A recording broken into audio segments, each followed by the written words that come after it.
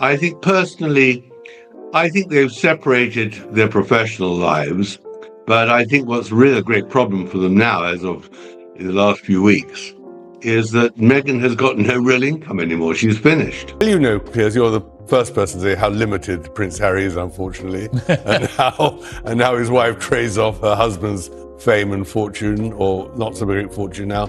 I mean, this is the problem, but we're still interested because, after all, he's a great character in our modern day. Aggressive PR for the Sussexes got way beyond herself because she really doesn't understand the British royal family or Britain, but understands how to project her clients. And so I think she got it wrong by leaking it or even letting anyone know about it. I do think that when you're mocked so publicly as they've been, their value begins to nosedive pretty quickly. And I don't think they're finding any more sources of income. A small but surprising detail has suddenly shaken the conversation around Prince Harry and Meghan Markle's marriage. And it didn't come from a typical tabloid headline. Instead, it comes from royal biographer Tom Bower, a writer known for digging into places most reporters avoid. According to Bower, there's a specific clause hidden inside Harry and Meghan's prenuptial agreement on page 14, clause 7. If his claim is correct, that one section could explain several decisions that previously looked confusing or even random. Bower suggests Harry may have signed the agreement without fully realizing how strict its structure was. That's a serious statement, and it's important to treat it as exactly that, a claim, not a confirmed fact. But the idea becomes interesting when you connect it with a few recent developments. If Bower's hint is accurate, it could help explain why Meghan reportedly brought back the powerful PR firm Sunshine Sachs in January 2026. It might also give new context to financial adjustments that insiders say began around 2022. And when Bower warns Harry could risk losing everything, he may not be talking about emotions at all. He's referring to contracts, leverage, and legal strategy. Tom Bower, the legendary royal author, is sharpening his quill for a new edition of his book set to reveal huge secrets inside Prince Harry and Meghan Markle's marriage. And of course, the news today that Harry's memoir is going to be published in the near future will just alarm the royal family here in England about what he's actually going to say to earn his money. Before jumping to conclusions, it's worth understanding why Bower's comments get attention in the first place. He isn't widely known for throwing out reckless speculation. Earlier in his career, he worked as a barrister and investigative journalist with the BBC. Over several decades, he built a reputation for deep research and detailed documentation. Bower investigated figures like Robert Maxwell after his business empire collapsed in scandal. He also examined Mohammed Al-Fayed and even took a close look at the corporate world surrounding Simon Cowell. People may debate his tone, but publishers usually make sure his material goes through strict legal review before it hits print. That reputation for heavy documentation has become part of his brand. For his book Revenge, Bower reportedly conducted more than 80 interviews with individuals who had professional ties to Meghan, including palace staff and industry insiders. Supporters say he builds his stories almost like a courtroom case. Evidence first, opinion second. So when Bower mentions a specific prenup clause, he implies the idea may come from conversations with legal professionals familiar with royal agreements. That still doesn't confirm anything, but it definitely makes people curious. Man who she abandoned for months to the media and now presents her mother, Doria, speaking for the first time, telling outright lies about her ex-husband. I mean, this was a calculated attempt against the families. Last week, we brought to you fresh news that Harry had been staying at the San Vicente bungalows to take a break from his family, despite owning a sprawling Montecito property together with Guesthouse. And this week, those rumours are intensifying. Most prenuptial agreements are fairly simple. They list the assets each person brings into the marriage and explain how shared property would be handled if the relationship ended. Some also outline timelines for financial support or other protections. Royal agreements, though, tend to be much more complex. They aren't only about personal wealth, they also consider institutional assets connected to the crown. Things like trust-held properties, the use of titles, public conduct expectations, and even boundaries around media activity. These documents are designed to protect both individuals and the institution itself. History shows how detailed these arrangements can be. During the separation of Charles III and Diana Spencer, specific provisions controlled how titles would be used after the split. Royal contracts often plan for situations many years in advance. If Bauer's suggestion about Clause 7 is accurate, it could involve financial triggers connected to branding, outside income, or the length of the marriage. That might explain certain PR moves and business strategies that have surfaced in recent years, though again, that remains interpretation rather than confirmation. Still, the timing raises eyebrows. Bringing back a crisis management firm like Sunshine Sachs usually isn't done casually. Firms like that specialize in handling delicate public situations, especially when major changes might be approaching. Whether this move is preparation, precaution, or simply smart planning is open to debate. But if a single clause really carries the power Bauer hints at, it could change how people view the balance of influence within this marriage. And what would Diana think of Harry attacking William in that way? She'd be appalled by her son's behavior. And that was, again, so nauseating, the way he kept on bringing in Diana. Diana, who appealed to the media all the time, who phoned journalists secretly, who brought Martin Bashir into her office, who cooperated with Andrew Morton, who kept on calling Richard Kay. I mean, this is ridiculous. And herself. And Meghan herself. In the months before she met Harry, was setting up paparazzi pictures in London. She now acts as if the paparazzi are literally the devil incarnate. She begged the paparazzi to photograph her, and they wouldn't. And when they did, she says, "Oh, I don't want to, I'm hurt." And that ridiculous story about how they first met, the whole thing was a tissue of inaccuracies, to be polite. Well, because what do you make of that? Because as you know, Harry was always very insistent. Another factor complicates things even further. When Harry and Meghan moved to California, their financial landscape shifted dramatically. California follows community property law, meaning income earned during the marriage is generally shared equally. That could include major entertainment deals like their partnership with Netflix, the podcast agreement with Spotify, and potentially other projects launched after their wedding. According to Tom Bauer, this is where the situation becomes much more layered. He claims the prenup didn't simply say, split everything evenly. Instead, he suggests it contains detailed language about intellectual property, meaning ownership of stories, production rights, branding control, and the commercial identity tied to the Sussex name. That would potentially cover joint ventures, media productions, and even Harry's memoir, Spare. The key point Bauer raises centers on control versus income. He suggests the agreement may not only divide profits, but also define who holds operational authority over their ventures. So many surprises, by the way, tucked away in your book. Everybody is already buzzing because you reveal that Simon is not a fan of Jennifer Lopez. I was not aware of this. You say he can't stand her. So set the record straight for us, Tom. What's his beef with J-Lo? Well, he just found her just too vain and too self-interested, which seems like he met his own match. But in the end, Simon doesn't really like many celebrities. I noticed when I went with him to the Oprah Winfrey Show and many other places around Hollywood and elsewhere, he's a rather shy guy. He's always afraid of being associated with people who are bigger than him or who might put him in the shade. But in the end, he's pretty critical of people. He doesn't like Elton John. He doesn't like many of the people who are really famous in the music business.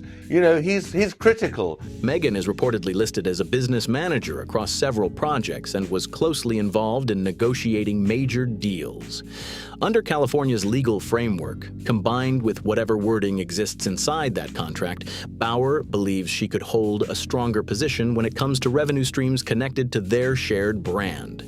It's important to note that these are claims based on sources Bauer references, not documents that have been publicly confirmed. Still, if his interpretation is accurate, it presents a very calculated financial setup. What adds even more intrigue is Bauer's suggestion that the most significant clause wasn't included in the original 2018 agreement. According to him, it was added later through an amendment, and Harry may have signed it, trusting the process without examining every line. Again, that remains an allegation, not proven fact, but it's the detail that has many observers talking. Amendments to prenups are actually quite common. Couples often revisit agreements after major life changes, such as having children, purchasing property, or launching businesses together. In this case, 2020 marked a huge turning point. As the fairy tale Prince Harry and Meghan Markle embarked on in 2016 become an absolute nightmare for them. Despite marrying in St. George's Chapel in Windsor, it seems like life hasn't been so rosy for the couple. They have gone through endless challenges, the vast majority of which are all self-inflicted. And this weekend, we had some new news that seems to kind of reiterate the idea that Meghan Markle, she wants to go back to the past. She wants to relive her glory days because she has hired Sunshine Sachs as her new PR representatives, who are representing her back in 2016. And at the same time, Harry is in the UK fighting for a court case that really has no bearing on any of this, but we have heard endlessly that he wants to reestablish himself. Harry and Meghan stepped away from royal duties, relocated to the United States, and began building a completely independent business structure. Updating financial agreements during that transition would make logical sense. Bauer claims the amendment happened right in the middle of that shift. He also brings up Meghan's previous divorce from Trevor Engelson, suggesting she approached legal negotiations with careful attention to detail. Lawyers reportedly familiar with that earlier case described her as thorough and focused on protecting long-term earning potential. If that description is accurate, it could explain why financial safeguards would play such a major role in later agreements. By late 2020, the couple's business operation was expanding quickly. Their Netflix partnership was announced in September, followed by the Spotify deal. Around the same time, they launched Archewell, which functions both as a charitable organization and a broader brand platform. Structuring ownership during that period would have been extremely important. California law already requires marital income to be split evenly. However, Bauer claims the amendment may have gone further by addressing brand ownership and decision-making authority. But I do think the Sussex overdrive is unbelievable. But I mean, I don't think that he is going to get back in. I mean, I think that there are two reasons. One is I think that William wouldn't allow it.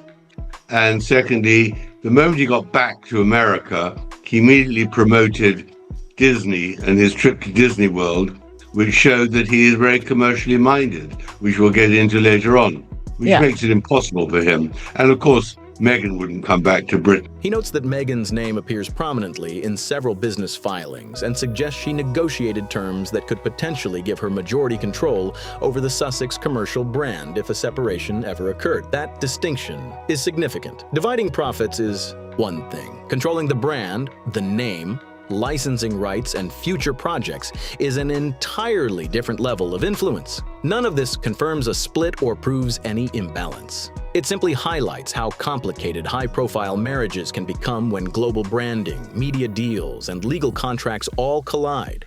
According to Bauer, conversations with lawyers connected to Meghan's first divorce even trace this approach back to 2013.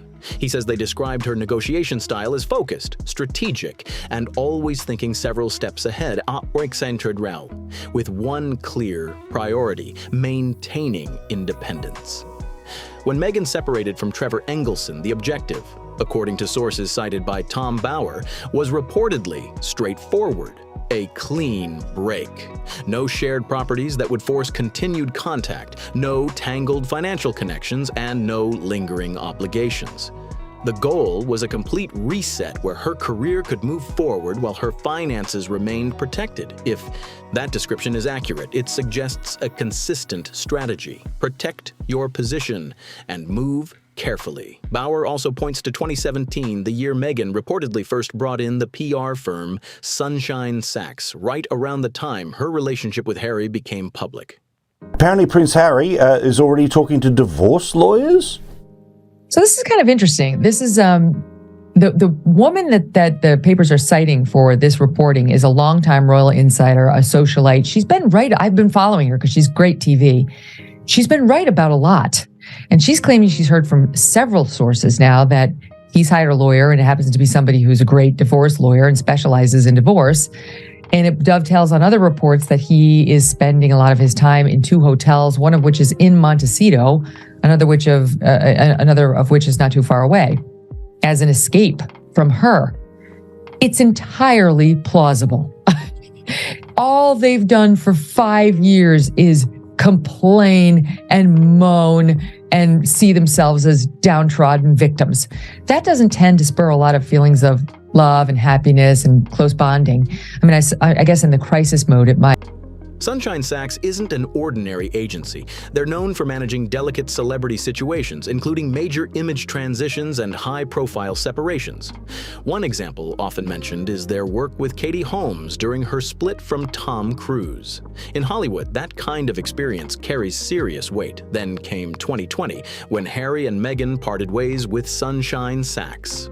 Publicly, the explanation focused on budget adjustments. However, Bauer claims some insiders suggested a different reason, that Meghan preferred tighter control of messaging through Archewell's internal communications team. That claim comes from Bauer's reporting, not an official confirmation, but it adds another layer to the timeline. Fast forward to January 2026, and Sunshine Sachs is reportedly involved again. Bauer argues that in high-profile breakups, PR specialists are sometimes brought in months before anything becomes public.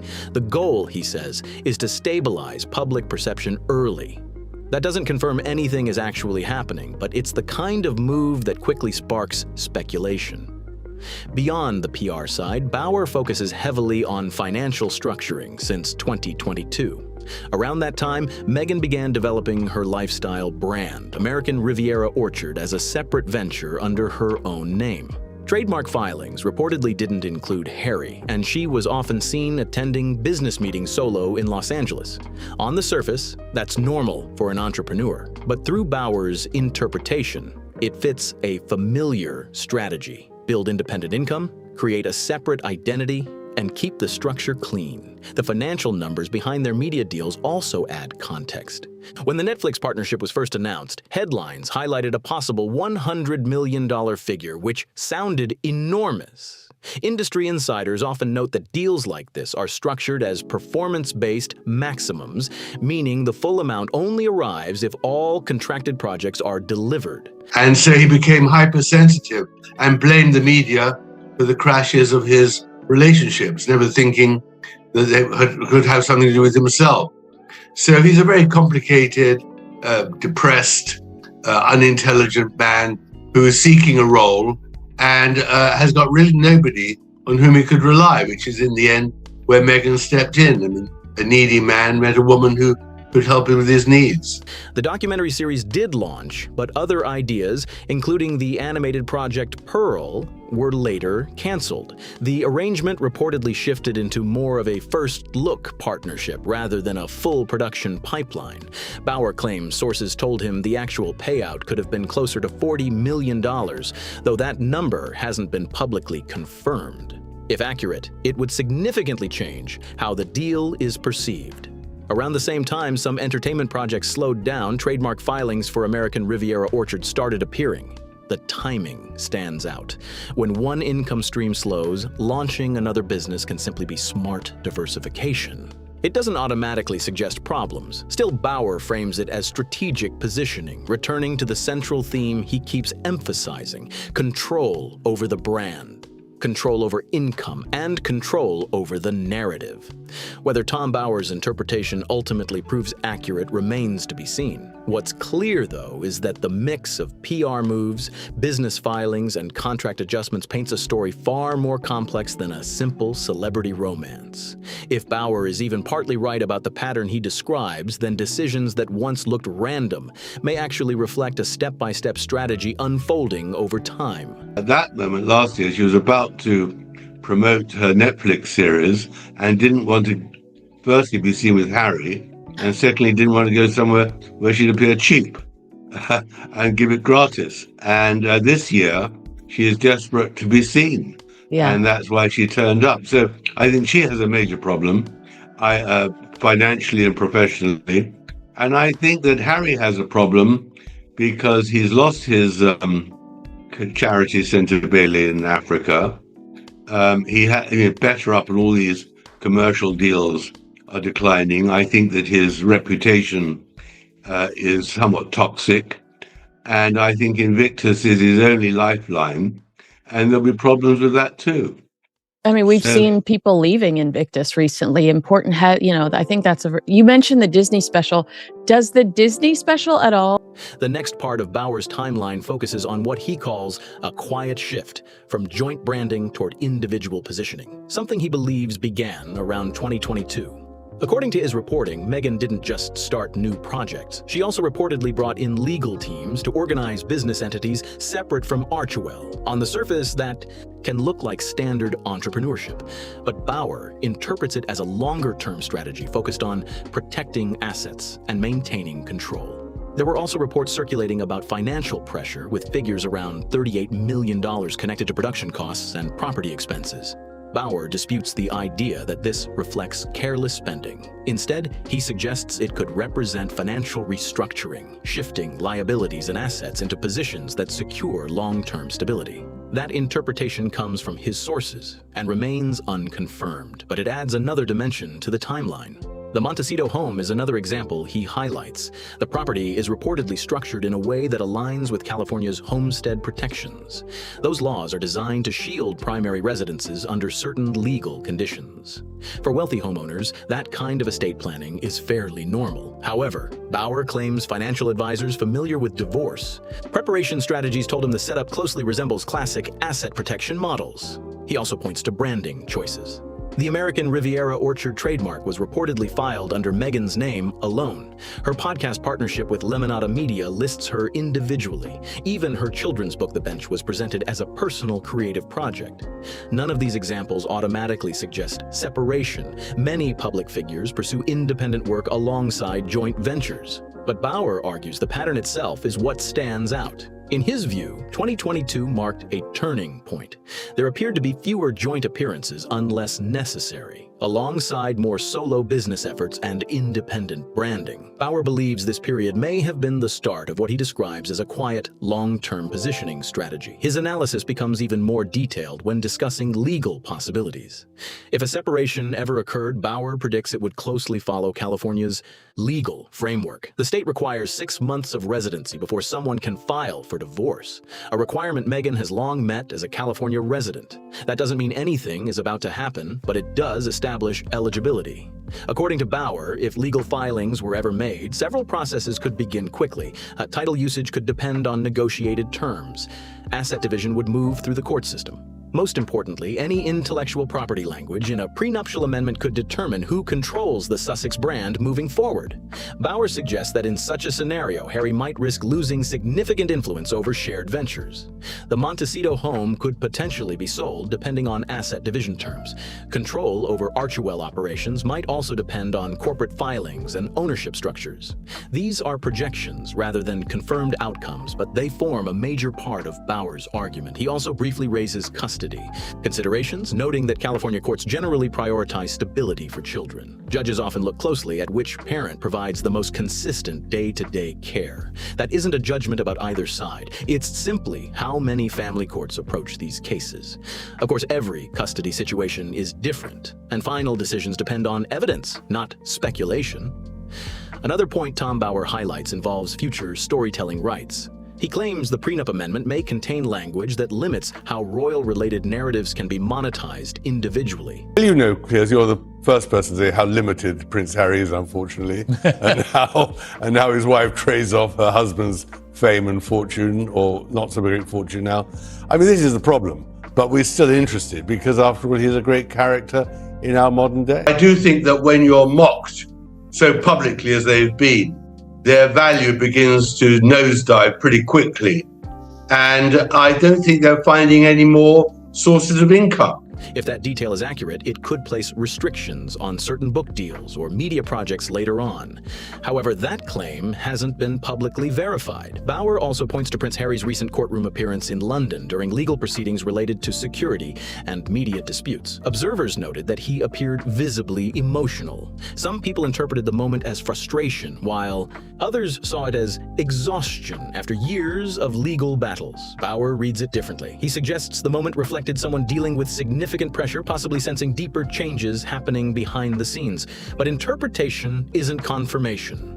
Public behavior in court can mean many things: stress, determination, or simply the weight of long-running legal disputes. Whether Harry fully understands the financial structure surrounding his ventures is something only he could truly answer. Bauer's theory is built on patterns he believes he sees in timing, legal filings, and business structures. It's a layered argument, and if any part of it proves correct, it could reshape how people interpret the balance of influence inside one of the most closely watched marriages in the world. For now, though, it remains analysis rather than established fact. As Bauer closes his argument, he leaves readers with a heavy interpretation. In his view, Harry's recent public behavior doesn't resemble someone who feels completely secure in his personal or professional situation. He points to moments of visible tension in court and frustration during legal disputes as possible signals that something deeper may be unsettled. Again, that's Bauer's interpretation, not confirmed reality. According to sources he references, Harry may have felt increasingly isolated in recent years. Bauer also claims some members of Harry's legal circle warned him about the financial exposure connected to ongoing lawsuits. Legal battles can become extremely expensive, especially when they involve appeals or international jurisdictions. Despite those risks, Bauer suggests Meghan supported continuing the cases. That leads to the central question he raises. If financial pressure was building, why keep pushing forward? Bauer's theory is that certain liabilities might be structured individually, meaning they would not automatically transfer if a separation ever occurred. That claim depends entirely on how assets and debts are legally categorized, and those private details are not publicly available. Bauer ultimately returns to what he describes as the key detail, the alleged prenup amendment on page 14, clause 7. He believes that when Harry signed the updated agreement in 2020, during the major transition to California and the launch of large media ventures, he may not have fully understood how powerful the language could be. If Bauer's interpretation is correct, the clause wasn't only designed to protect shared interests, it may have defined who holds control. And in situations involving global branding, contracts, and major revenue streams, control can mean everything. Bauer suggests that if divorce paperwork were ever filed, several processes could begin immediately. Brand ownership decisions would follow the terms of the agreement, while asset division would follow California state law. Business authority would likely follow the official corporate filings. Bauer believes that in such a scenario, Harry could lose majority influence over certain shared ventures, while Meghan might maintain stronger control over the Sussex commercial brand.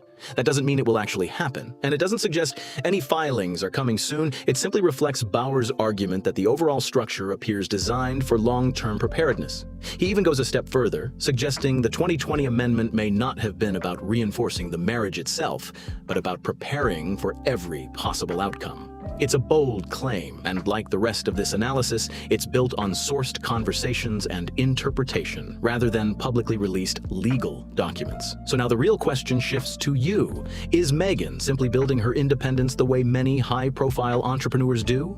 Or is Tom Bauer connecting dots that don't actually form the picture he's describing?